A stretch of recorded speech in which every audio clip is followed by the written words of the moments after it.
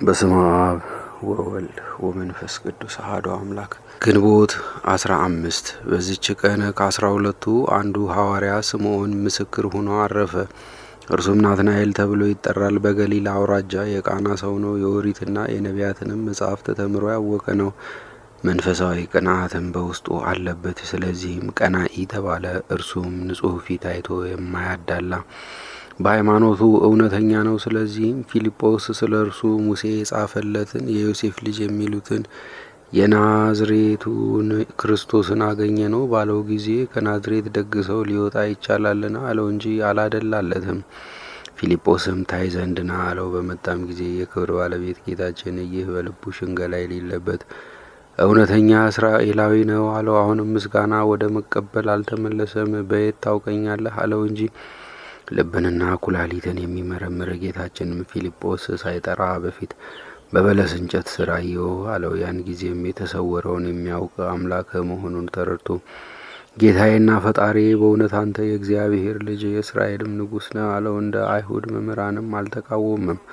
እነርሱ ከዚህ የሚበልጥ ድንቅ ታምራትንና ኃይሎችን አይተው ለእውነት አልተገዙምና።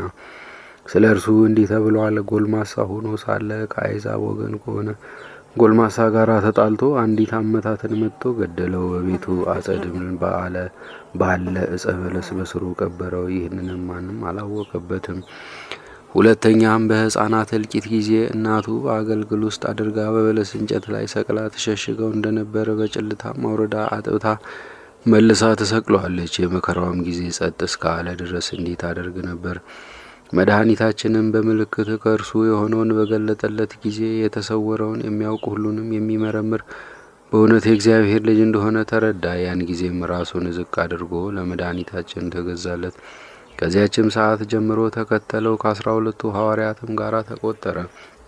አጽናኝ የሆነ የመንፈስ ቅዱስን ጸጋ በተቀበለ ጊዜ የሀገሩ ሁሉ ቋንቋ ተገለጠለት። መለኮታዊ ምስጢርንም አወቀ። ወደ ኮርጅ አገርና ወደ እልብጅህ ከተማ ከሃዲያን በድንቁርና ወደሚኖሩበት ሁሉ ገብቶ የሃይማኖትን ብርሃን አበራላቸው።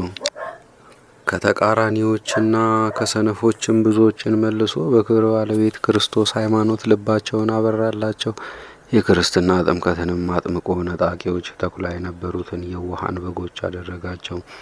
ሁለተኛም ወደ ሌሎች የከሃዲያን አገሮች ወደ በራንጥያ ደሴትም ሂዶ በውስጣቸው ሰበከ። ይዘውም ጽኑ ስቃይን አሰቃዩት። እርሱ ግን ኃይልና ብርታትን ተጨመረለት።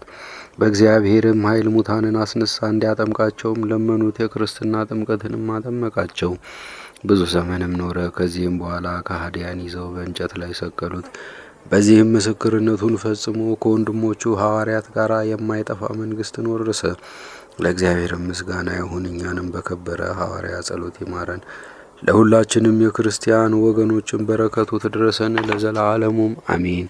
በዚህችም ቀን በላይኛው ግብጽ ውስጥ በደንደራ ከተማ 400 ሰዎች በሰማዕትነት ሞቱ።